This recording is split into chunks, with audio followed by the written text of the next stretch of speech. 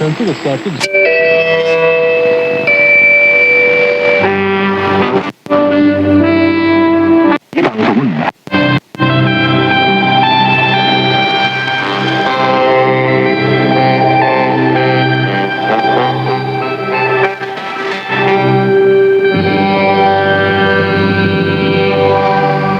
中国国际广播电台。ये China radio international है।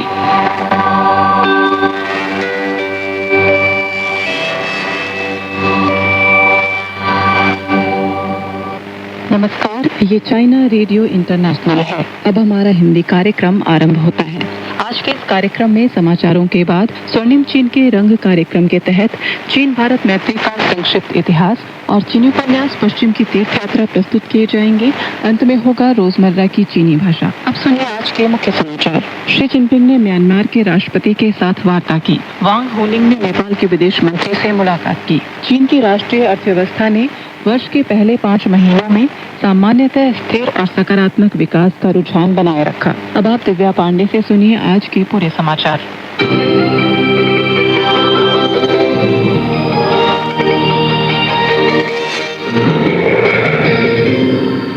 चीनी राष्ट्रपति शी जिनपिंग ने 16 जून की सुबह पेचिंग में यात्रा पर आए म्यांमार के राष्ट्रपति मिन आंग लाइंग के साथ वार्ता की। शी ने कहा कि चीन और म्यांमार के बीच भाइयों जैसी गहरी मित्रता है। चीन म्यांमार के संबंध का विकास करना अपनी पड़ोसी कूटनीति के अहम स्थान पर रखता है। चीन दूसरे के आंतरिक मामले में हस्तक्षेप नहीं करने के सिद्धांत पर कायम रहता है। चीन म्यांमार द्वारा राष्ट्रीय प्रभुसत्ता व प्रादेशिक अखंडता का समर्थन करता है और म्यांमार की नई सरकार द्वारा सुरक्षा और विकास को तालमेल बनाकर राष्ट्रीय स्थिति के अनुरूप जनता का समर्थन प्राप्त सही विकास रास्ता निकालने का समर्थन करता है। शी ने बल दिया कि चीन म्यांमार का विश्वसनीय दोस्त और साझेदार है। दोनों पक्षों को रणनीतिक स्थिरता बनाए रखकर एकता व समन्वय मजबूत करना चाहिए। चीन म्यांमार आर्थिक गलियारा बेल्ट एंड रोड के सह निर्माण की फ्लैगशिप परियोजना है। दोनों पक्षों को सुरक्षा सुनिश्चित करने की पूर्व शर्त में अहम परियोजनाओं को आगे बढ़ाना चाहिए। मिन आंग लाइंग ने कहा कि म्यांमार और चीन की भाइयों जैसी मित्रता का लंबा इतिहास है। अब दोनों देश सुख दुख में साथ देने वाला साझा भविष्य वाले समुदाय निर्मित करने के चरण में बढ़ रहे हैं। म्यांमार चीन से लंबे समय से म्यांमार के विकास, स्थिरता, शांति और सुलह के लिए दी गई निस्वार्थ सहायता के प्रति आभारी है। म्यांमार चीन के साथ चौतरफा सहयोग मजबूत करने, म्यांमार चीन आर्थिक गलियारे का सह निर्माण करने और व्यापार व निवेश का स्तर उन्नत करने की प्रतीक्षा करता है। चीनी कम्युनिस्ट पार्टी के पोलित ब्यूरो की स्थायी कमेटी के सदस्य, चीनी जन राजनीतिक सलाहकार सम्मेलन की राष्ट्रीय कमेटी के अध्यक्ष वांग होनिंग ने 16 जून को पेचिंग में नेपाल के विदेश मंत्री शिशिर खनाल के साथ मुलाकात की। वांग होनिंग ने कहा कि 2019 में चीनी राष्ट्रपति शी जिनपिंग ने नेपाल की ऐतिहासिक राजकीय यात्रा की, जिससे चीन नेपाल संबंध विकास और समृद्धि की ओर उन्मुख स्थायी मित्रता के रणनीतिक सहयोग साझेदार संबंध के स्तर तक पहुंच गए। चीन नेपाल के साथ मिलकर दोनों देशों के नेताओं के रणनीतिक मार्गदर्शन में नेपाल के साथ उच्च स्तरीय आदान प्रदान बनाए रखने, आपसी राजनीतिक विश्वास को बढ़ाने, व्यावहारिक सहयोग को गहरा करने को तैयार है, ताकि दोनों देशों के लोगों के हित में चीन नेपाल संबंधों के निरंतर विकास को बढ़ावा दिया जा सके। चीनी जन राजनीतिक सलाहकार सम्मेलन इस दिशा में सकारात्मक योगदान देना चाहता है। शिशिर खनाल ने चीन को 15वीं पंचवर्षीय योजना की सफल शुरुआत पर बधाई दी और विश्वास व्यक्त किया कि राष्ट्रपति शी जिनपिंग के नेतृत्व में चीन निश्चित रूप से एक आधुनिक समाजवादी शक्ति बनेगा। उन्होंने कहा कि नेपाल और चीन के बीच मित्रता शांतिपूर्ण सह अस्तित्व के 5 सिद्धांतों पर आधारित है। नेपाल एक चीन सिद्धांत का दृढ़ता से पालन करता है। नेपाल कभी भी किसी भी ताकत को अपनी धरती का इस्तेमाल कर चीन विरोधी गतिविधियों में शामिल होने की अनुमति नहीं देगा और चीन के साथ सहयोग बढ़ाने और विकास और समृद्धि साझा करने के लिए तत्पर है। चीन बाहरी दुनिया के लिए उच्च स्तरीय खुलेपन को लगातार बढ़ावा देता रहेगा और विदेशी कंपनियों को चीन में सृजन करने के लिए अधिक समर्थन और सुविधा प्रदान करेगा। 16 जून को आयोजित चीनी विदेश मंत्रालय के नियमित संवाददाता सम्मेलन में प्रवक्ता ने चीन के परिचालन वातावरण के बारे में विदेशी कंपनियों की मान्यता से संबंधित सवालों के जवाब देते हुए ये बात कही। यूएस चाइना बिजनेस काउंसिल द्वारा हाल ही में जारी एक रिपोर्ट के अनुसार सर्वेक्षण में शामिल 80% अमेरिकी कंपनियों का मानना है कि चीन में परिचालन करना उनकी वैश्विक प्रतिस्पर्धात्मकता को बढ़ाने के लिए बहुत महत्वपूर्ण है। इससे पहले चीन में जर्मन चैम्बर ऑफ कॉमर्स द्वारा जारी एक नवाचार सर्वेक्षण रिपोर्ट में ये भी दिखाया गया था कि नवाचार को गति देने और लागत को कम करने के लिए जर्मन ऑटोमोबाइल निर्माताओं ने चीन में किए जाने वाले अनुसंधान और विकास के अनुपात में उल्लेखनीय वृद्धि की है। इससे ये जाहिर है कि चीन के साथ जोखिम कम करने और अनुचित प्रतिस्पर्धा से संबंधित राजनीतिक कथनों का विदेशी कंपनियों के निर्णय लेने पर सीमित प्रभाव पड़ता है। चीनी विदेश मंत्रालय के प्रवक्ता लिन चेन ने 16 जून को नियमित प्रेस वार्ता में संबंधित सवाल के जवाब में कहा कि होर्मुज स्ट्रेट अंतर्राष्ट्रीय जहाजरानी का स्ट्रेट है। इसके सुरक्षित और मुक्त आवागमन को यथाशीघ्र ही बहाल करना विभिन्न पक्षों के हित में है। उन्होंने कहा कि चीन संबंधित देशों और अंतर्राष्ट्रीय समुदाय के साथ इस पर संपर्क बनाए रखेगा। चीन चीनी कंपनी के जहाजों तथा चीनी मूल वाले नाविकों की सुरक्षा की पूरी कोशिश करेगा। चीनी राष्ट्रीय सांख्यिकी ब्यूरो द्वारा 16 जून को जारी आंकड़ों से पता चला कि इस वर्ष जनवरी से मई तक उत्पादन और आपूर्ति में मामूली वृद्धि के साथ स्थिरता बनी रही। रोजगार की कीमतें सामान्यतः स्थिर रहीं।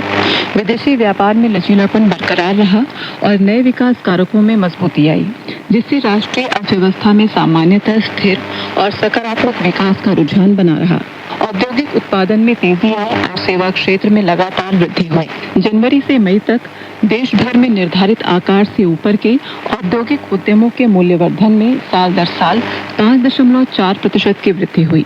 राष्ट्रीय सेवा क्षेत्र उत्पादन सूचकांक में साल दर साल 4.8% की वृद्धि हुई। बाजार बिक्री में वृद्धि जारी रही। विशेष रूप से सेवा खुदरा क्षेत्र में मजबूत वृद्धि देखी गई। जनवरी से मई तक उपभोक्ता वस्तुओं और सेवाओं की कुल खुदरा बिक्री में साल दर साल 2.8% की वृद्धि हुई। रोजगार की स्थिति आमतौर पर स्थिर रही और उपभोक्ता कीमतों में मामूली वृद्धि हुई। जनवरी से मई तक राष्ट्रीय शहरी सर्वेक्षण बेरोजगारी दर औसतन 5.2% रही। 11 जून को भारत के मुंबई में काउंसल जनरल छिनचे ने कर्नाटक राज्य के हीरे बागानाल गांव के प्राइमरी स्कूल का दौरा किया और स्कूल के रेनोवेशन प्रोजेक्ट के लॉन्च समारोह में हिस्सा लिया। इस प्रोजेक्ट को चीन के निवेश वाली company x India steel limited का सहयोग मिला है। छिनचे ने कहा कि शिक्षा किसी भी देश के लिए एक लंबी अवधि की नींव होती है और युवा ही देश का भविष्य होते हैं। अधिक सुंदर इमारतों और आधुनिक सुविधाओं से सुसज्जित उन्नत विद्यालय के साथ उन्होंने विद्यालय की निरंतर समृद्धि और छात्रों की शैक्षणिक सफलता की कामना की। साथ ही उन्होंने चीन और भारत के बीच लंबे समय तक दोस्ती बने रहने की उम्मीद भी जताई। इस समारोह में लगभग 300 लोग शामिल हुए, जिसमें एक्स इंडिया स्टील लिमिटेड की चीनी टीम, गांव के प्रतिनिधि और स्कूल के शिक्षक व छात्र शामिल थे। संयुक्त राष्ट्र सुरक्षा परिषद ने 15 जून को चीन द्वारा तैयार किए गए प्रस्ताव संख्या 2822 को सर्वसम्मति से अपना लिया, जिसके तहत अफगानिस्तान में संयुक्त राष्ट्र सहायता मिशन के प्राधिकार को एक और वर्ष के लिए यानी 17 जून 2027 तक बढ़ा दिया गया है। सुरक्षा परिषद में मतदान के बाद संयुक्त राष्ट्र में चीन के स्थायी प्रतिनिधि फू त्सोंग ने स्पष्टीकरण के लिए एक बयान दिया, जिसमें उन्होंने सुरक्षा परिषद के सदस्यों को उनके समर्थन और सहयोग के लिए धन्यवाद दिया और कहा कि ये प्रस्ताव UNAMA के कार्यों के प्रति दृढ़ समर्थन दर्शाता है। उन्होंने कहा कि ये प्रस्ताव अंतर्राष्ट्रीय सहायता समन्वय, राजनीतिक मध्यस्थता और मानवाधिकार संरक्षण को बढ़ावा देने जैसे क्षेत्रों में UNAMA के मूल जनादेश को बनाए रखता है और मजबूत करता है। साथ ही पुराने या अनावश्यक जनादेशों को सुव्यवस्थित करता है। इससे UNAMA को अपनी प्रमुख जिम्मेदारियों पर ध्यान केंद्रित करने, अफगानिस्तान की स्थिति की जरूरतों का बेहतर जवाब देने और अंतर्राष्ट्रीय समुदाय की चिंताओं को दूर करने में मदद मिलेगी। पूर्वी चीन के महानगर शंघाई में 15 जून को 2026 China film and TV night कार्यक्रम का आयोजन किया गया। ये कार्यक्रम चाइना मीडिया ग्रुप और शंघाई अंतर्राष्ट्रीय फिल्म महोत्सव के आधिकारिक आयोजनों में शामिल था। इसी मौके पर 28वें शंघाई अंतर्राष्ट्रीय फिल्म महोत्सव के तहत मिस्र फिल्म सप्ताह की भी शुरुआत हुई। कार्यक्रम में CMG के उप महानिदेशक ये चुनशंग, CPC शंघाई समिति के सदस्य चाओ च्यामिंग, शंघाई स्थित मिस्र के वाणिज्य दूतावास के मंत्री सलाहकार ईमान हुसैन और मिस्र फिल्म समीक्षक संघ के अध्यक्ष अहमद शोकी समेत कई प्रमुख हस्तियां मौजूद रहीं। इस वर्ष चीन और मिस्र के बीच राजनयिक संबंधों की स्थापना के 70 वर्ष पूरे हो रहे हैं। इसी अवसर पर आयोजित फिल्म महोत्सव में मिस्र की कई फिल्मों का प्रदर्शन किया जाएगा। इसका मकसद दोनों देशों की फिल्म संस्कृतियों के बीच आपसी समझ और सांस्कृतिक आदान प्रदान को बढ़ावा देना है।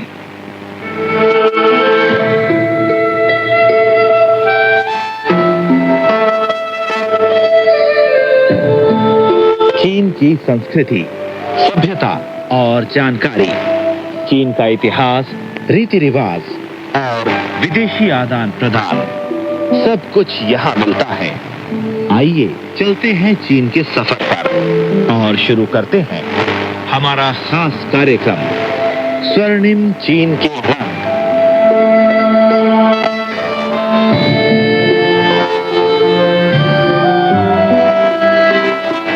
नमस्कार श्रोता मित्रों, मैं पंकज श्रीवास्तव आपके सामने एक बार फिर हाजिर हूँ। स्वर्णिम चीन के रंग कार्यक्रम में हम आपको चीन की सांस्कृतिक, ऐतिहासिक और अलग अलग क्षेत्रों की कहानियां सुनाते हैं। इस कार्यक्रम में प्रोफेसर वांग शुइंग के लिखे हुई चीन और भारत सांस्कृतिक परिप्रेक्ष्य की विवरण पढ़कर सुनाएंगे।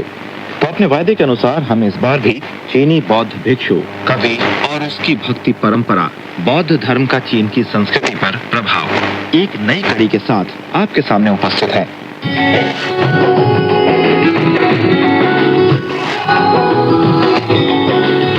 चीनी बौद्ध भिक्षु, कवि और उसकी भक्ति परंपरा, बौद्ध धर्म का चीन की संस्कृति पर प्रभाव।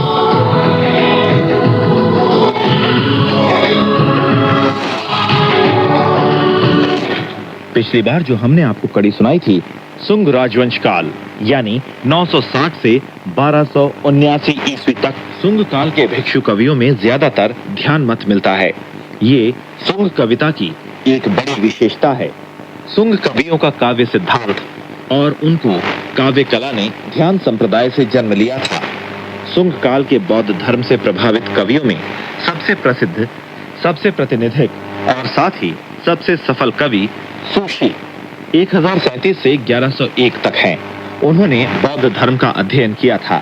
खासकर भाग्य टेढ़ा होने की वजह से सरकारी अधिकारी बनकर भी आपसी राजनीति में कई बार मात खाकर बौद्ध धर्म में उनकी आस्था और ज्यादा बढ़ गई और उन्होंने अक्सर बौद्ध और ताओ धर्मों के विचारधारा में सांत्वना खोजी और विशाल हृदय में जीवन दर्शन का परिचय दिया। उनकी कविता पर ध्यान शैली की छाप है। उनकी एक कविता प्रस्तुत है। जीवन में जो कुछ भी देखा सभी एक सा पाया, जैसे उड़ता हंस कोई उतर बर्फ पर आया, पंजों के चिन्ह कभी वो छोड़ बर्फ पर जाता, उड़ा हंस जब कौन जानता, फिर कब इस दिशा आता, वृद्ध भिक्षु अब रहा नहीं, वो मरकर कब्र समाया, लिखे कभी जो शब्द दीवार पर अब कहीं न देख पाया, गुजरे दिनों के टेढ़े मेढ़े रास्ते क्या कभी याद हैं आते, लंबी राह का थका मुसाफिर जो रेंगता गधा चले लंगड़ाते। ये सुशी की एक प्रसिद्ध कविता है जिसमें जीवन के प्रति कवि के उच्छ्वास और बीते समय के प्रति मोह का वर्णन है। प्रथम चरणों में छोटे भाई को दिए गए उत्तर का वर्णन है। कवि ने उड़ते फिरते अस्थिर हंस के रूपक के माध्यम से बताया है कि यद्यपि बर्फ के ऊपर हंस अपने पंजों के निशान छोड़ जाता है, तथापि ये निशान बहुत देर तक नहीं रहता। कवि भाई को सलाह देते हैं कि ऐसा मत पूछो कि लोग याद आते हैं या नहीं।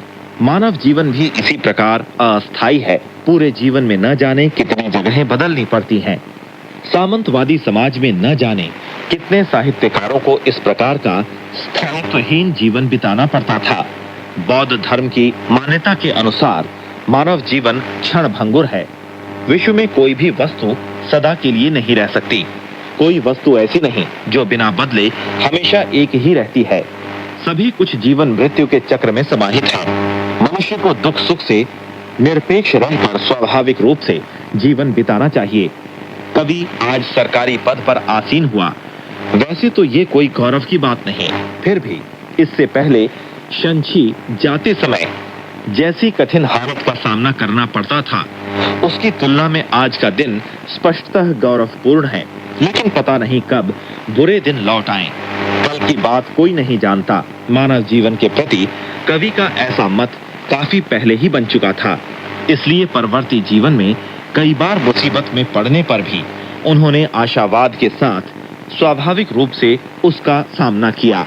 ये दोस्ती तेरे दम से है, ये दोस्ती। अब आप सुन रहे हैं स्वर्णिम चीन के रंग कार्यक्रम में प्रोफेसर वांग शुइंग के लिखे हुए चीन और भारत सांस्कृतिक परिदृश्य के विवरण के तहत चीनी बौद्ध भिक्षु, कवि और उसकी भक्ति परंपरा, बौद्ध धर्म का चीन की संस्कृति पर प्रभाव, कड़ी।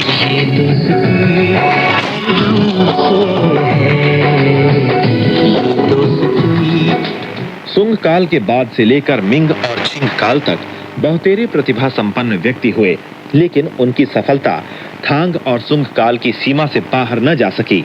इनमें अंतर ये था कि युआन मिंग और चिंग काल में समाज के विकास के साथ साथ विभिन्न राष्ट्रों और देशों के बीच दिनों दिन बढ़ते आदान प्रदान, शिक्षा और संस्कृति के लगातार विकास और कन्फ्यूशियसवाद और ताओ धर्म के साथ बौद्ध धर्म के और भी प्रगाढ़ संगम के कारण विभिन्न विचार और संप्रदाय लौकिकता और सामाजिकरण की दिशा में विकसित हुए। इसलिए पुराने जमाने में साहित्यिक व्यंजना की मुख्य शैली कविता का धीरे धीरे सरलीकरण हो गया और उसका स्थान सुंग काल की छह कविता, नाट्य कला और उपन्यास ने ले लिया। आधुनिक काल में बौद्ध धर्म और चीनी संस्कृति का संबंध अभी भी काफी प्रगाढ़ है। आधुनिक चीन में बौद्ध संस्कृति का विकास भी अपने समय की विशेषता लिए हुए है। समाज के सुधार, देशवासियों की नैतिकता के उन्नयन और लोगों में निस्वार्थता और निडरता की भावना पैदा करने में बौद्ध शास्त्र की विचारधारा का उपयोग करने की कोशिश हुई है। निसंदेह उसके अपेक्षाकृत समृद्ध द्वंद्ववाद, सुगठित तर्कशास्त्रीय विश्लेषण प्रमाण, पद्धति विवेक संगत तत्वों का आधुनिक चीनी संस्कृति के विकास में संदर्भात्मक योगदान है। बौद्ध भिक्षु कवियों के विशिष्ट प्रतिनिधि के रूप में सु मानशु आदि का नाम ले सकते हैं। सु मानशु 1884 से 1918 को चीन में भिक्षु कवि कहा जाता है। वो बौद्ध धर्म, विशेषकर ध्यान संप्रदाय के दृढ़ अनुयायी थे और पूरे जीवन भर उनके वक्तव्यों और कार्यों पर इसका बड़ा प्रभाव पड़ा था। वे थांग काल के भिक्षु कवियों हानशान, शीद आदि से प्रभावित थे। उन्होंने उनकी परंपरा को आगे बढ़ाया और कविता और उपन्यास रचना पर जोर दिया। उनकी रचनाएं बौद्ध धर्म के विचारों से भरी पड़ी हैं। यहाँ तक कि उन्होंने अपनी कविताओं में बौद्ध धर्म की भाषा का भी प्रयोग किया है। उदाहरण के लिए उनकी प्रतिनिधि कविता के रूप में मान्य उपहार नामक कविता में जूट की चप्पल और भिक्षा पात्र जैसे शब्दों का व्यवहार किया गया है, जो पूरी तरह से बौद्ध धर्म की भाषा है। सु मानशु उपन्यास लेखक भी थे। उन्होंने अपने जीवन में कई प्रसिद्ध उपन्यास लिखे। विषय वस्तु के रूप में ज्यादातर बौद्ध धर्म की कहानियों का उपयोग उनके उपन्यासों की विशेषता है। उनकी रचनाओं के नायक और नायिका अंत में भिक्षु भिक्षुणी बन जाते हैं। उनकी रचनाओं में कई साम्राज्यवाद विरोधी और सामंतवाद विरोधी विचार हैं, जिन्होंने अपने काल में बड़ी सकारात्मक भूमिका निभाई। इस प्रकार उनकी कविताएं और उपन्यास एक समय बहुत लोकप्रिय थे। उन्होंने न केवल साम्राज्यवाद विरोधी और सामंतवाद विरोधी लड़ाई में अपनी भूमिका निभाई, बल्कि चीनी संस्कृति के भंडार को भी समृद्ध किया। संक्षेप में, चीन में कई बौद्ध भक्त कवि हुए और उनका इतिहास भी पुराना है। उन्होंने और उनकी काव्य रचनाओं ने समाज के विरोधाभासों को उभारने, जनता के दुखों को प्रतिबिंबित करने और कविता के विषय वस्तु और रचना शिल्प को समृद्ध करने आदि पहलुओं पर महत्वपूर्ण प्रभाव डाला और चीनी संस्कृति के विकास और समृद्धि में किसी सीमा तक अपनी भूमिका निभाई। वे चीनी संस्कृति के अविभाज्य अंग हैं। चीन में भारतीय मेडिकल मिशन। चीन और भारत संसार के सभ्य देशों में गिने जाते हैं। चीन और भारत दो महान राष्ट्रों के बीच परंपरागत मित्रता पीली नदी और गंगा की पवित्र धारा की तरह अविरल गति से प्रवाहित होती रही है। आधुनिक काल से दोनों देशों की जनता ने उपनिवेशवाद के विरुद्ध और राष्ट्रीय स्वतंत्रता प्राप्त करने के संघर्ष में एक दूसरे के प्रति सहानुभूति प्रकट की और एक दूसरे का समर्थन किया, जिनसे बहुत हृदय स्पर्शी पृष्ठ रखे गए हैं। सन 1938 में चीनी जनता की सहायता करने के लिए भारत द्वारा भेजा गया मेडिकल मिशन ही एक द्युतिमान उदाहरण है। मेडिकल मिशन के सदस्यों के शानदार कारनामे आज तक चीनी जनता को खूब याद हैं। वो चीन और भारत की दोस्ती का प्रतीक बनकर चीनी जनता के दिलों में हमेशा हमेशा जीवित रहेगा। सन 1937 में जापानी सैन्यवाद ने चीन पर बड़े पैमाने पर आक्रमण करना शुरू कर दिया और चीनी जनता ने जापानी आक्रमण विरोधी युद्ध शुरू किया। जब भारतीय जनता को यह खबर मिली तो भारतीय जनता ने चीनी जनता के जापानी आक्रमण विरोधी संघर्ष के प्रति तहे दिल से सहानुभूति प्रकट की और चीनी जनता का दृढ़तापूर्वक समर्थन किया। सारे देश में जगह जगह पर समारोह हुए, जुलूस निकाले गए और लोगों ने जमकर जापानी आक्रमण की निंदा की। जब जापानी सैन्यवाद का आक्रमण चीन के भीतरी भागों तक पहुंच गया, तब भारतीय जनता ने अपने देश में चल रहे स्वाधीनता संघर्ष की अवहेलना करके चीनी जनता के सामने दोस्ती का हाथ बढ़ाया और बड़े पैमाने पर चीन का अनेक प्रकार से समर्थन किया। जैसे जापानी आक्रमण की कड़ी निंदा की, जापानी साजो सामान का बहिष्कार किया, चीन को धन और दवाइयां भेजी। खास तौर से भारतीय कांग्रेस पार्टी ने डॉक्टरों को चुनकर मेडिकल मिशन बनाया और 1 सितंबर 1938 को जापानी आक्रमण विरोधी सहायता के लिए चीन में भेजा। इस अंतर्राष्ट्रीय सहायता से चीनी जनता को प्रोत्साहन मिला और जापान विरोधी युद्ध अंत तक चलाने के लिए बड़ी प्रेरणा मिली। भारतीय मेडिकल मिशन दल में कुल मिलाकर 5 सदस्य थे। मिशन के नेता डॉक्टर अटल, मिशन के उपनेता डॉक्टर एम चोलकर, अन्य सदस्य doctor D Mukherjee, doctor B K Basu और डॉक्टर कोटनिस थे। ये 5 डॉक्टर सब भारतीय जनता के श्रेष्ठ पुत्र थे। वे अपने घरों को छोड़कर कठिनाइयों से भयभीत न होकर चीन आए थे। अपनी श्रेष्ठ तकनीक और उत्तम आचरण से जापान विरोधी युद्ध में घायल चीनी सैनिकों और आम लोगों का इलाज करते थे। इसके साथ साथ बहुत डॉक्टरों और नर्सों की भी ट्रेनिंग कराते थे। उन्होंने जापान विरोधी युद्ध में चीनी जनता का महत्वपूर्ण साथ दिया। चीन में पहुंचने के बाद मेडिकल मिशन सर्वप्रथम युद्ध की पृष्ठभूमि छुंगछिंग शहर पहुंचा, लेकिन कुछ समय तक वहां काम करने के पश्चात वे पृष्ठभाग में काम करना नहीं चाहते थे और उन्हें येनआन आने की तीव्र इच्छा थी। येनआन पहुंचने में उन्हें तरह तरह की कठिनाइयों का सामना करना पड़ा। कुओमिंतांग द्वारा बिछाई गई अनेक मुसीबतों से उन्हें टक्कर लेनी पड़ी। पर्वत पठार और नदियों को लांघते हुए और कड़ी मेहनत के बाद किसी तरह मिशन चीनी क्रांति की आधार भूमि येनआन पहुंच गया।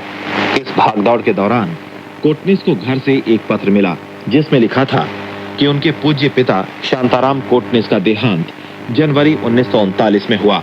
उनके सहकर्मियों ने उन्हें सुझाव दिया कि वे जल्दी से जल्दी घर वापस आएं, पर उन्होंने इरादा पक्का करके कहा कि कांग्रेस पार्टी ने चीनी जनता की सहायता करने के लिए मुझे यहाँ भेजा है, मैं हरगिज नहीं लौटूंगा। इसलिए वे फिर अपने साथियों के साथ कठिनाइयों से भरे रास्तों पर चल पड़े। चीन में आने के बाद मेडिकल मिशन के 5 सदस्यों ने चीनी जनता के प्रति अपनी प्यार और दोस्ती प्रकट करने के लिए डॉक्टर अटल के सुझाव में अपने अपने नामों के पीछे चीन का मतलब शब्द हुआ लगाया। इस प्रकार डॉक्टर अटल ने अपना चीनी नाम अटल हुआ रखा। चीनी भाषा उच्चारण के अनुसार उनका नाम आय तो हुआ हो गया। इसका मतलब नैतिकता और चीन देश से प्यार है। अन्य सदस्यों ने अपना नाम चीनी उच्चारण के अनुसार क्रमशः चोख हुआ, मुख हुआ, बा सुख हुआ, खाती हुआ रखा। इसके बाद उनके नाम चीनी जनता के न्याय युद्ध के साथ घनिष्ठ रूप से रखे गए। चाहे उनके रहने ठहरने और काम करने की स्थिति अत्यंत खराब हो, फिर भी वे अपने मरने जीने का ख्याल न करते हुए जी तोड़ काम करते रहे। बाद में डॉक्टर चोलकर अपनी अधिक उम्र होने से और मुखर्जी अधिक परिश्रम और गुर्दे की बीमारी के कारण चीन में अपना महत्वपूर्ण योगदान देने के बाद एक के बाद एक घर वापस लौट गए। अन्य 3 सदस्य डॉक्टर अटल, डॉक्टर बसु और डॉक्टर कोटनिस नवंबर 1939 में लंबा रास्ता पार करते हुए युद्ध के अग्रिम मोर्चे पर आ पहुंचे। कुछ महीनों के बाद अधिक आयु, अधिक परिश्रम और युद्ध के अग्रिम मोर्चे पर जीवन कठिन होने के कारण डॉक्टर अटल का एक्जिमा फिर से गंभीर हो उठा। वे बार बार खुजली और दर्द से पीड़ित रहने लगे। अब डॉक्टर अटल के पास घर लौटने के अलावा और कोई उपाय नहीं रहा। इसलिए 3 फरवरी 1940 को डॉक्टर अटल भारत के लिए रवाना हो गए। डॉक्टर अटल ने 8वीं राह सेना में 1 साल से ज्यादा वक्त तक काम किया। 5 सदस्यों के भारतीय मेडिकल मिशन में से अब केवल डॉक्टर कोटनिस और डॉक्टर बसु ही चीन में रह गए। शुरू में तो उन्हें थोड़ा अकेलापन सा महसूस हुआ, लेकिन जल्द ही जिम्मेदारी के तीव्र बोध ने अकेलेपन की भावना की जगह ले ली। डॉक्टर अटल के भारत लौटने के बाद डॉक्टर कोटनिस और डॉक्टर बसु 8वीं राह सेना के साथ दक्षिण पूर्वी शांशी प्रदेश दक्षिण मध्य हपे प्रदेश से होकर अगस्त 1940 को शांशी छाहाड़ हपे सीमांत क्षेत्र में आकर काम करने लगे, जहां doctor Norman Bethune medical school और उसके अधीन बैथ्यून अंतर्राष्ट्रीय अस्पताल थे, जो अग्रिम मोर्चे के काफी नजदीक स्थित थे। हालांकि यहाँ ठहरने और काम करने की स्थिति येनान से कहीं अधिक खराब थी। फिर भी डॉक्टर कोटनिस और डॉक्टर बसु अडिग होकर पहले की तरह मेहनत से काम करते रहे और उन्होंने एक एक कठिनाइयों को दूर करके एक के बाद एक सफलता प्राप्त की। कुछ दिनों के बाद डॉक्टर बसु को येनान में काम करने के लिए वापस बुलाया गया। डॉक्टर कोटनिस अकेले ही युद्ध के अग्रिम भाग में पहले की तरह ही काम करते रहे।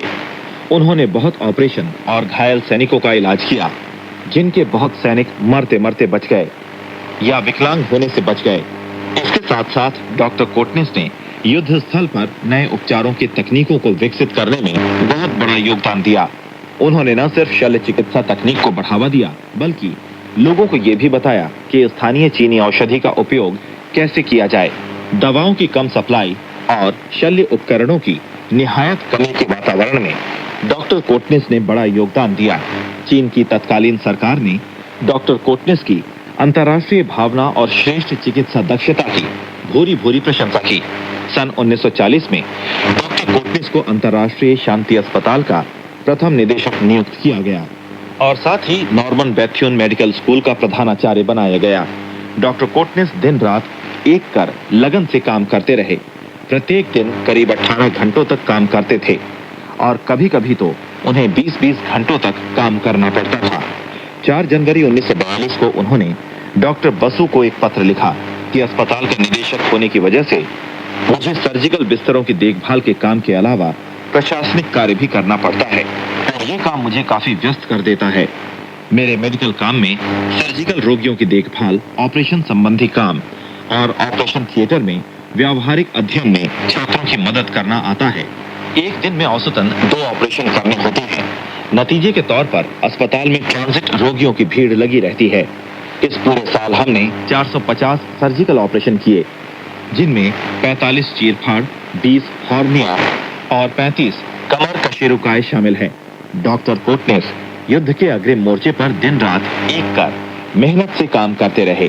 उन्हें बिना थके चिकित्सा और शिक्षा कार्य में लगे हुए 4 साल हो गए। विश्राम का समय उन्हें केवल तभी मिल पाता था जब जापानी सफाया मुहिम शुरू कर देते थे, पर यह समय उनके लिए उतना आनंददायक भी नहीं था। ये दोस्ती तेरे दम पे है, ये दोस्ती। अब आप सुन रहे हैं स्वर्णिम चीन के रंग कार्यक्रम में प्रोफेसर वांग शुइंग की लिखी हुई चीन और भारत सांस्कृतिक परिप्रेक्ष्य के विवरण के तहत चीन में भारतीय मेडिकल मिशन कड़ी। तेरे दम से है, ये दोस्ती तेरे दम से है, ये दोस्ती। डॉक्टर कोटनिस बहुत मेहनती थे। कठोर जीवन, भारी परिश्रम और लंबे अरसे से विश्राम न मिलने की वजह से कोटनिस को अपसार यानी मिर्गी ने दबोच लिया। दुर्भाग्यवश 9 दिसंबर 1942 को भयंकर बीमारी ने आखिर में उनके प्राणों को निगल ही लिया। देहावसान के वक्त उनकी उम्र केवल 32 वर्ष थी। डॉक्टर कोटनिस के देहांत की खबर सुनकर पूरे मुक्त क्षेत्रों के लोग दुख के अथाह सागर में डूब गए, जैसे अपने सगे संबंधी मर गए हों। हर एक गांव में महान शोक छाया हुआ था।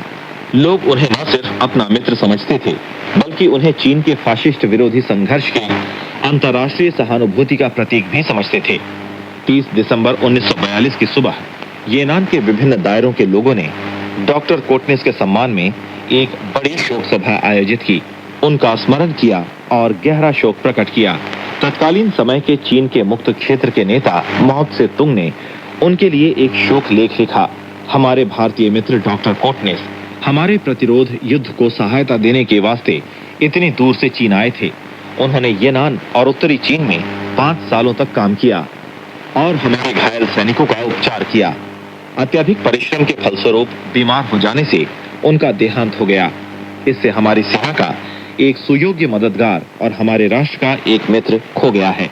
हम डॉक्टर कोटनिस की अंतर्राष्ट्रीय वादी भावना को कभी नहीं भुला सकते। चाओ एन लाई ने कोटनिस के परिवार को चीनी कम्युनिस्ट पार्टी और 8वीं राह सेना की ओर से एक संवेदना संदेश भेजा। उन्होंने लिखा, डॉक्टर कोटनिस महान चीनी और भारतीय राष्ट्रों के बीच की मित्रता के प्रतीक और जापानी सैन्यवाद और विश्व फाशिज्म के विरुद्ध हमारे मुश्तरका संघर्ष में सक्रिय रूप से भाग लेने वाली भारतीय जनता की ज्वलंत मिसाल थे। उनका नाम उन दो महान राष्ट्रों के जिनके लिए उन्होंने अपना जीवन अर्पित किया था दिलों में हमेशा जीवित रहेगा। डॉक्टर कोटनिस ने अपने अमूल्य प्राण चीनी जनता को अर्पित कर दिए। उनका प्रतिभाशाली व्यक्तित्व और हृदय स्पर्शी कार्य युग युग तक इस धरती पर याद किया जाएगा। उनका शव हबई प्रदेश की राजधानी शीचियाचुआंग के शहीद स्मारक उद्यान में दफनाया गया और वे चीन के मुक्ति संघर्ष में अपने प्राण न्यौछावर कर देने वाले सैनिकों के साथ हमेशा के लिए यहाँ सो गए। उनकी भावना हमेशा चीनी जनता के दिलों में जीवित रहेगी। डॉक्टर कोटनिस की अकाल मृत्यु हो गई। इसके लिए डॉक्टर बसु दुख के अथाह सागर में डूब गए। इसके बाद भारतीय मेडिकल मिशन का सारा दायित्व स्वभावतः डॉक्टर बसु के कंधों पर आ पड़ा। डॉक्टर बसु की मेडिकल तकनीक और बीमार लोगों की तन मन से सेवा करने की भावना पूरे मुक्त क्षेत्र में मशहूर थी। वे रोज करीब 100 मरीजों का इलाज करते थे। साथ ही अस्पताल में दाखिल हुए 30 से ज्यादा मरीजों की भी देखभाल करते थे। उन्हें भारत का डॉक्टर जादू के नाम से माना जाता था। वे चीनी जनता के मुक्ति कार्य को अपना कार्य समझते थे। लेकिन जब एशिया महादेश की युद्ध की ज्वाला भारतीय दरवाजे तक आ पहुंची, तब डॉक्टर बसु अपने देश के भाग्य और आजादी को लेकर बहुत चिंतित होने लगे। फाशिस्ट विरोधी एशिया महाद्वीप के देशों के युद्ध संघ ने फैसला किया कि डॉक्टर बसु शीघ्र ही भारत वापस जाएं और वहां चल रहे फाशिस्ट विरोधी आंदोलन में भाग लें। जून 1943 को उन्होंने येनान में दुख से विदाई ली और चीनी लोगों ने आंसू टपका टपका कर उन्हें दूर दूर तक पहुंचाया था। डॉक्टर बसु को चीन में काम करते हुए 5 वर्षों से ज्यादा समय हो गया। समय सबसे लंबा था। चीन छोड़ते समय उन्होंने प्रकट किया कि वे आजीवन चीन को नहीं भूलेंगे और एक न एक दिन फिर चीन आएंगे। डॉक्टर बसु के देश लौट जाने के बाद चीन सहायता भारतीय मेडिकल मिशन का कार्य स्वभावतः खत्म हुआ। लेकिन बसु भारत वापस जाने के बाद फिर भी बिना थके काम करते रहे। उन्होंने भारत में बहुत स्थानों की यात्रा की और भारतीय लोगों को चीन के जापानी आक्रमण विरोधी युद्ध में चीनी जनता के द्वारा चलाए गए संघर्ष के बारे में बताया था। अक्टूबर 1943 में उन्होंने अखिल भारतीय डॉक्टर कोटनिस स्मृति कमेटी की स्थापना की। उनका उद्देश्य था चीन सहायता भारतीय मेडिकल मिशन की भावना का विकास किया जाए, डॉक्टर कोटनिस के अधूरे कार्य को पूरा किया जाए और फाशिस्ट विरोधी संघर्ष में जुटी चीनी जनता और भारतीय जनता की एकता को मजबूत किया जाए। इसके साथ साथ भारत में बहुत जगहों पर एक्यूपंक्चर चिकित्सा गृह इत्यादि बनवाए। सन 1978 तक पूरे भारत में करीब 30 से ज्यादा एक्यूपंक्चर चिकित्सा गृहों की स्थापना हुई, जिनसे मुफ्त में या कम खर्च में गरीब रोगियों का इलाज किया जाता था। इसके बाद अनेक सालों तक चाहे चीन भारत का संबंध किसी हाल में हो, सूर्य की रोशनी में चमचमाता रहा हो या उस पर बादल छाए हुए हों, डॉक्टर बसु हमेशा ही चीन भारत मैत्री के झंडे को ऊंचा उठाए हुए आगे बढ़ते रहे और कभी भी पीछे नहीं हटे।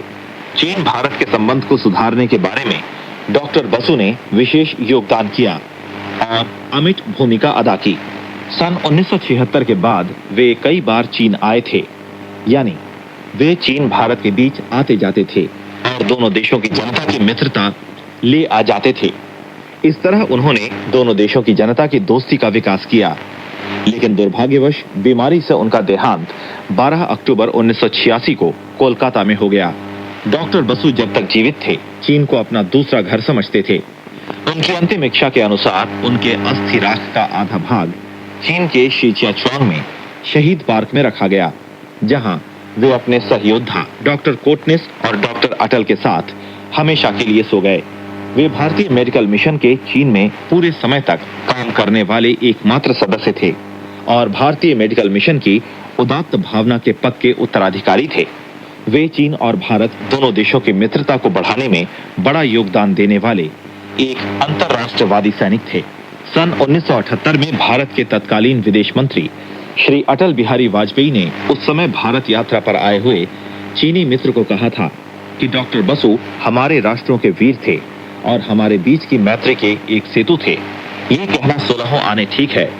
जब डॉक्टर बसु जीवित थे तो एक बार किसी ने उनसे पूछा था कि चीन में कम्युनिस्ट पार्टी के इलाकों में काम करते वक्त आपके हौसले बड़े बुलंद थे और आप बहुत मेहनती थे, इसका कारण क्या था? उन्होंने उत्तर दिया कि उत्पीड़ित लोगों के मुक्ति कार्य के लिए काम करने से सुख मिलता है। कितना विशाल हृदय और कितनी उदात्त भावना। उनकी महान अंतर्राष्ट्रवादी भावना की प्रशंसा चीनी और भारतीय जनता के द्वारा बिना किए नहीं रहेगी। डॉक्टर अटल चीन में 1 वर्ष काम करने के बाद बीमारी के कारण भारत वापस लौट गए। घर लौटने के बाद मरीजों का इलाज करने के अलावा फिर भी अपनी शक्ति के अनुसार सक्रिय रूप से कुछ दूसरे काम करते थे। उन्होंने शांति के लिए आंदोलन भी चलाया और सदैव ही चीनी जनता के न्याय कार्यों पर ध्यान देते रहे। बाद में फिर अनेक बार चीन में आए थे। सन 1957 में चीन यात्रा के दौरान यकृत कैंसर की बीमारी से 1 दिसंबर को पेकिंग में उनका देहांत हो गया। जब वे जीवित थे वे एक पुस्तक लिखना चाहते थे ताकि वे चीन में अपने असली अनुभव और नए चीन के स्वरूप लोगों को बता सकें। उनका विश्वास था कि इस काम से चीन और भारत की मित्रता के विकास को लाभ हो। दुर्भाग्यवश जब उनकी आकांक्षा पूरी नहीं हो पाई कि बीमारी की वजह से उनकी मृत्यु हो गई, लेकिन उनका उदात्त चरित्र और महान अंतर्राष्ट्रवादी भावना को चीनी जनता खूब जानती है और उन्हें चीनी जनता का आदर और प्रेम प्राप्त है। स्वर्गवास होने के पहले उन्होंने अभिलाषा जाहिर की कि अपने अस्थि राष्ट्र का आधा भाग भारत की गंगा नदी में बहाया जाए और दूसरा भाग चीन की पीली नदी में। उनका स्मारक डॉक्टर कोटनिस और डॉक्टर अटल के साथ शीचियाचुआंग के शहीद पार्क में बनाया गया। प्रतिवर्ष हजारों लोग और विद्यार्थी यहाँ आकर इन शहीदों की याद में श्रद्धांजलि अर्पित करते हैं, उनसे महान अंतर्राष्ट्रवादी भावना सीखते हैं। चीन सहायता भारतीय मेडिकल मिशन ने कब का अपना ऐतिहासिक कर्तव्य पूरा किया था। 5 डॉक्टर एक के बाद एक गुजर गए, लेकिन उनका वीर चरित्र और उदात्त भावना हमेशा चीनी जनता के स्मृति में रहेगी। चीन और भारत के मित्र कार्य में उन्होंने अपने अपने रास्ते तय किए और महत्वपूर्ण योगदान दिए, यहाँ तक कि अपने मूल्यवान प्राण बलिदान कर दिए। जब लोग विश्व शांति और अंतर्राष्ट्रवाद की चर्चा करते हैं तो हमें स्वभावतः चीन सहायता भारतीय मेडिकल मिशन के 5 डॉक्टरों की याद आती है। डॉक्टर कोटनिस, डॉक्टर अटल और डॉक्टर बसु इत्यादि। 5 डॉक्टरों को मरे हुए बहुत साल हो गए। जब चीनी और भारतीय जनता उनके योगदानों का सिंहावलोकन करेगी तो अवश्य ही गहरे सोच में डूबेगी और ये पूरी तरह समझ लेगी कि आगे के रास्ते पर कैसे चलेगी। तो श्रोता मित्रों, ये था स्वर्णिम चीन के रंग कार्यक्रम में प्रोफेसर वांग शुइंग की लिखी हुई चीन और भारत सांस्कृतिक परिप्रेक्ष्य के विवरण के तहत चीन में भारतीय मेडिकल मिशन। तब तक के लिए अपने मित्र पंकज श्रीवास्तव को आज्ञा दें। नमस्कार।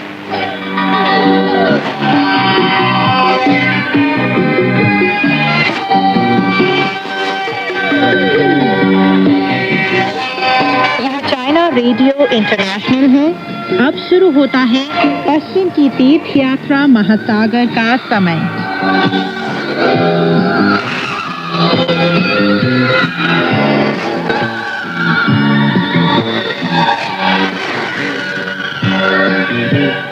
नमस्कार दोस्तों, पश्चिम की तीर्थ यात्रा सुप्रसिद्ध चीनी उपन्यास लेकर हाजिर हूँ मैं मैत्री शर्मा। आज की कहानी इस प्रकार है। दोस्तों, अब तक आपने कहानी में सुना कि वानर दानवराज के पेट में जा घुसता है, जिससे दानवराज को खूब परेशानी का सामना करना पड़ता है।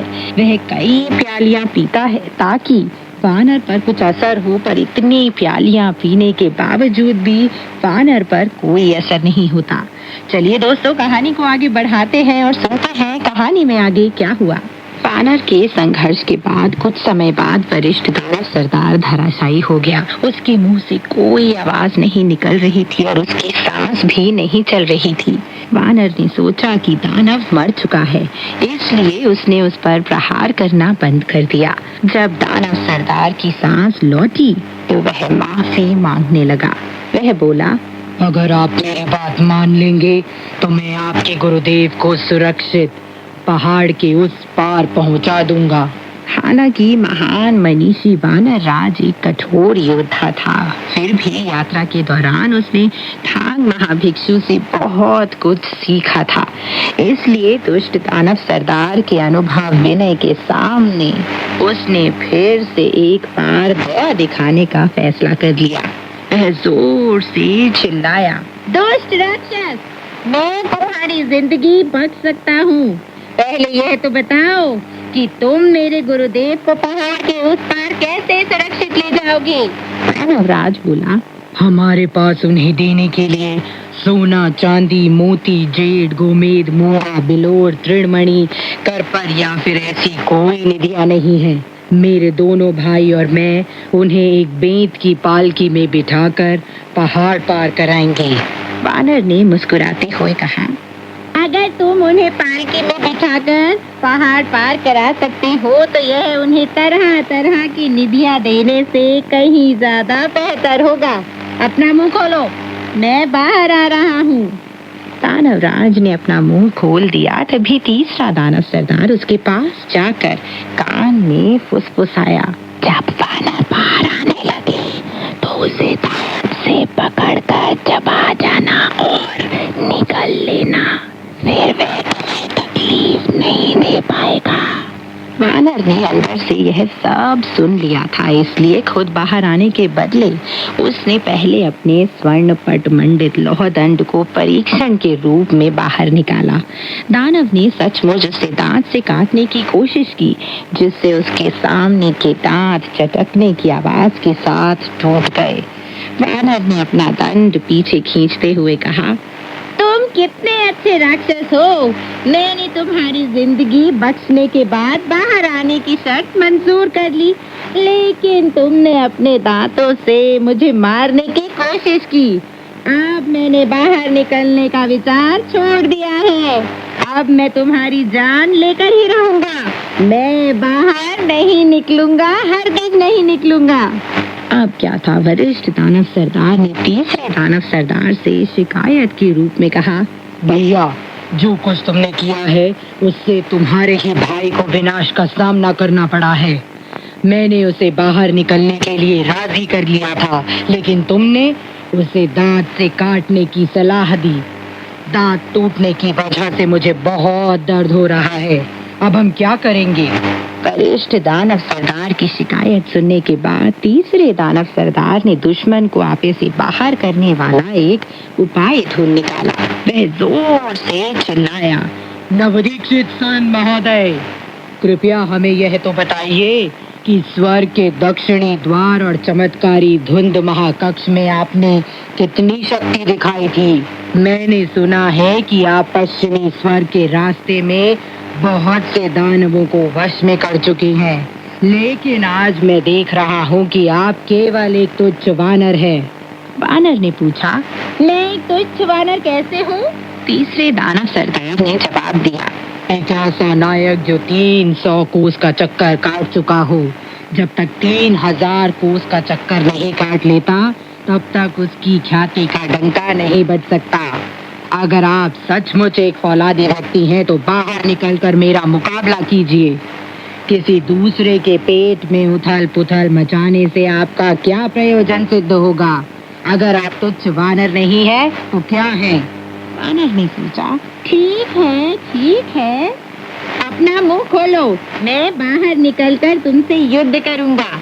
लेकिन परेशानी सिर्फ यह है कि तुम्हारी कंदरा मेरे हथियारों के इस्तेमाल के लिए काफी छोटी है। हमें किसी ऐसी जगह जाकर युद्ध करना होगा जो ज्यादा लंबी चौड़ी हो।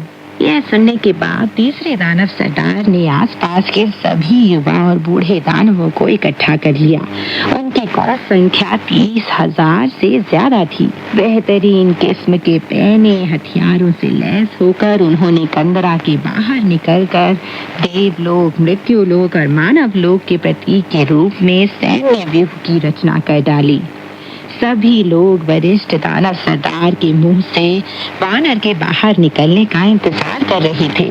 दूसरे दानव सरदार ने वरिष्ठ दानव सरदार को सहारा देकर कंदरा के प्रवेश दरवाजे के बाहर पहुंचा दिया। वहाँ जाकर वह जोर से चिल्लाया, नवदीक्षित सुन, अगर तुम सच्चे अर्थ में एक योद्धा हो तो बाहर निकल आओ। यहाँ हमारे लिए एक बहुत अच्छी रणभूमि मौजूद है। वानर ने कौवों, मैनाओं और सारसों की आवाज और पत्तों के खड़कने का स्वर सुनकर दानव के पेट में ही यह पता लगा लिया था कि यह एक खुला क्षेत्र है। उसने सोचा, अगर मैं बाहर नहीं निकलता तो यह उनके प्रति एक प्रकार का विश्वासघात होगा, लेकिन अगर मैं बाहर निकलता हूँ तो ऐसे दानवों का सामना करना पड़ेगा जो मनुष्य के रूप में पिशाच है। जब इन्होंने गुरुदेव को पर्वत पार कराने का वादा किया था तब मुझे बाहर निकलने का लालच देकर दांतों से काटने की कोशिश की थी। अब इनकी सेना यहाँ व्यूह बनाकर खड़ी है। ठीक है, मैं दोनों संभावनाएं बनाए रखूंगा। एक तरफ मैं बाहर निकल जाऊंगा और दूसरी तरफ अपने जड़ को दानव के पेट में ही छोड़ दूंगा। अब क्या था, यह सोचने के बाद उसने अपनी पूंछ का एक बाल हाथ से तोड़ा, उसे तिलिस्मी फूंक मारकर उड़ा दिया और जोर से आदेश दिया, बदलो। बाल 400 हाथ लंबी एक रस्सी में बदल गया जो बाल के बराबर पतली थी। जब रस्सी बाहर निकली तो वह हवा में फौरन मोटी होती गई। रस्सी का एक सिरा वानर ने दुष्ट दानव के हृदय के चारों तरफ ढीली फिसलनी गांठ से बांध लिया। अगर वह यह गांठ कसकर खींचता तो दानव को बहुत दर्द महसूस होता। रस्सी का दूसरा सिरा उसने अपने हाथ में रखा और मन में सोचने लगा, अगर मैं बाहर निकलने के बाद ये लोग गुरुदेव को पर्वत पार कराने के लिए राजी हो गए तो मैं मामले को यहीं खत्म कर दूंगा। लेकिन अगर इन्होंने ऐसा करने से इनकार किया तो मुझ पर ऐसे घातक शस्त्रों से प्रहार किया जाएगा, तब तो मैं इनका मुकाबला करने की बजाय रस्सी को खींचना शुरू कर दूंगा। इस तरह सभी नतीजे हासिल हो जाएंगे। फिर वानर ने बहुत ही छोटा सा रूप धारण कर लिया और रेंगता हुआ दानव के गले तक जा पहुंचा, जहां से उसे साफ नजर आने लगा कि दानव ने अपना मुंह पूरी तरह खोल रखा है। फौलादी दांतों की पंक्तियां ऊपर और नीचे के जबड़ों में तेज छुरियों के समान दिखाई दे रही थी। उसने फौरन सोचा, यह तरीका ठीक नहीं है, बिल्कुल ठीक नहीं है। अगर मैं दानव के मुंह के रास्ते से बाहर निकल जाऊं और रस्सी को कस कर खींचूं तो वह दर्द को बर्दाश्त नहीं कर पाएगा और एक ही बार में दांतों के बीच फंसाकर रस्सी को काट देगा। मुझे किसी ऐसी जगह से बाहर निकलना होगा जहां दांत ना हो। अब क्या था, इतना सोचकर महान मनीषी ने रस्सी को ढीला रखते हुए रेंगते हुए दानव के तालू में जा पहुंचा और वहां से उसकी नाक के अंदर चला गया। दानव को नाक में खुजली महसूस हुई और उसने अच्छी की आवाज के साथ जोर से छींक मारी, जिससे वानर बाहर निकल आया। वानर ने जब यह देखा कि हवा उसे उड़ाकर ले जा रही है तो वह झुका और पल भर में 30 हाथ से भी ज्यादा लंबा हो गया। उसके एक हाथ में रस्सी थी और दूसरे हाथ में लौहदंड। जैसे ही दुष्ट दानव ने वानर को देखा, उसने अपनी तलवार उठा ली और वानर के चेहरे पर वार किया। तो दोस्तों, आज की कहानी यहीं तक। आगे की कहानी लेकर मैं मैत्री शर्मा फिर हाजिर होंगी। तब तक के लिए नमस्कार, बाय बाय।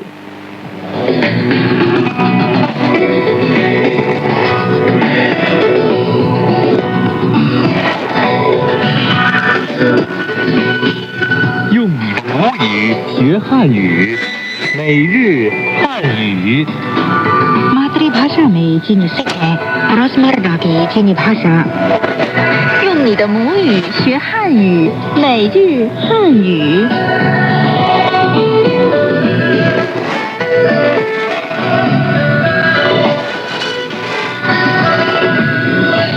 ये जैना रेडियो इंटरनेशनल है।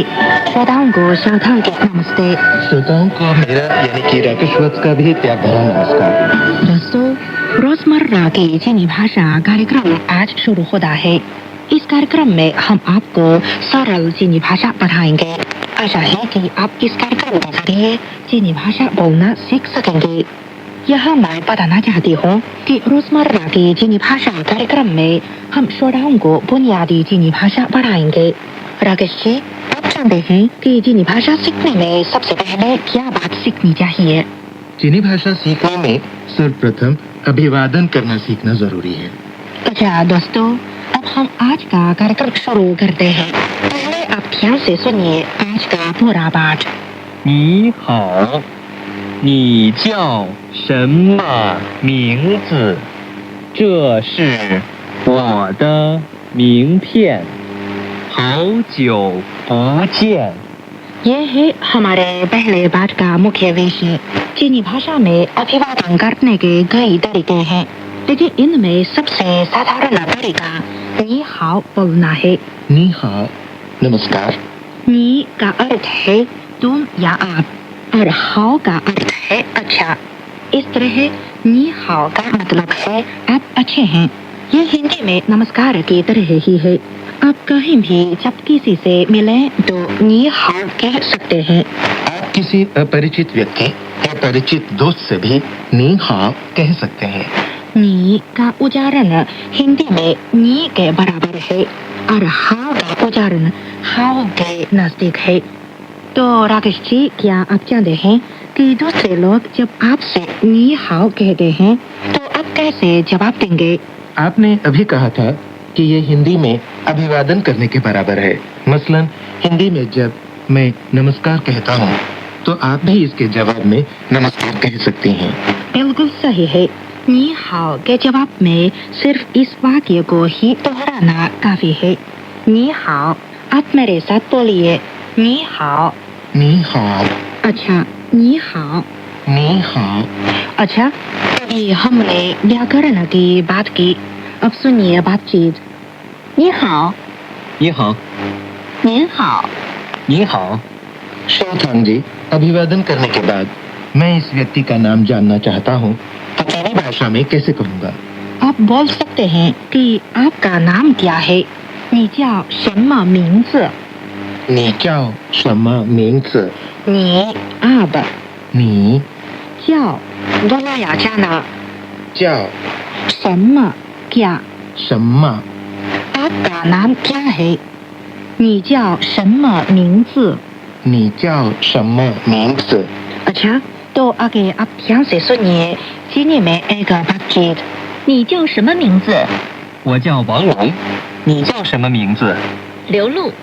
राकेश जी, उक्त वाक्यों में क्या फर्क है?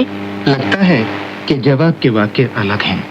अगर लोग आपसे पूछते हैं कि आपका नाम क्या है तो आपको अपने जवाब में वो चाओ के बाद अपना नाम बताना चाहिए या सीधे से अपना नाम बता देना चाहिए। आप बहुत बुद्धिमान है। आपने बिल्कुल सही कहा। सवाल का जवाब बहुत सरल है। तो आगे हम सवाल और जवाब का अभ्यास करें। 你叫什么名字?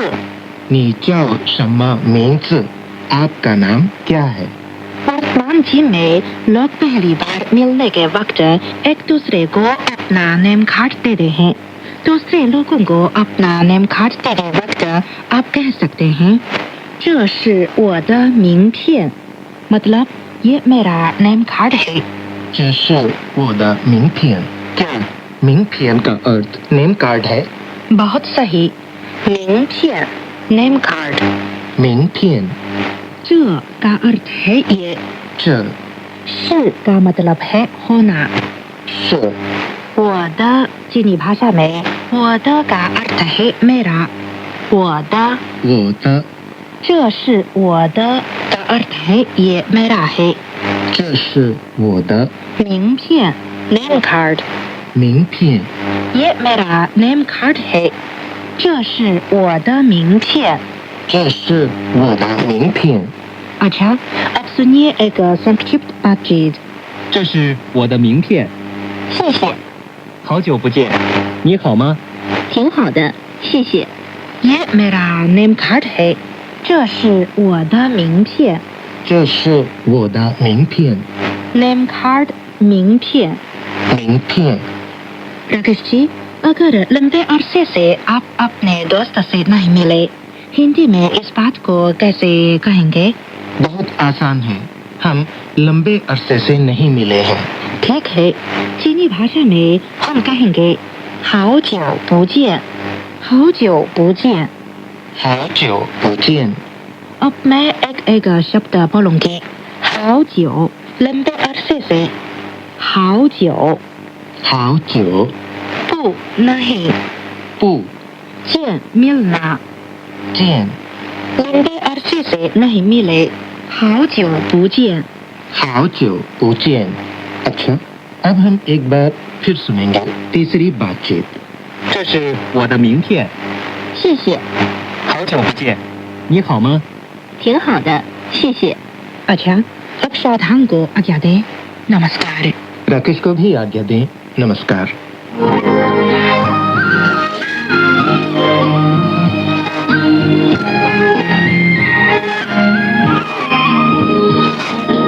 CGTN हिंदी सेवा रोजाना 5 कार्यक्रम प्रसारित करती है। हमारा पहला कार्यक्रम भारतीय समय के अनुसार सुबह 8:30 से 9:30 बजे तक, दूसरा कार्यक्रम संध्या के 6:30 से 7:30 बजे तक, तीसरा कार्यक्रम रात के 8:30 से 9:30 बजे तक, चौथा कार्यक्रम रात के 9:30 से 10:30 बजे तक और पांचवा कार्यक्रम रात के 10:30 से 11:30 बजे तक प्रसारित होता है।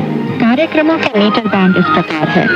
सुबह 8:30 से 9:30 बजे 13,720 किलोहर्ट्ज, शाम 6:30 से 7:30 बजे 9,635 किलोहर्ट्ज, रात 8:30 से 9:30 बजे तक 7,225 किलोहर्ट्ज, रात 9:30 से 10:30 बजे 7,395 किलोहर्ट्ज, रात 10:30 से 11:30 बजे 1,269 किलोहर्ट्ज।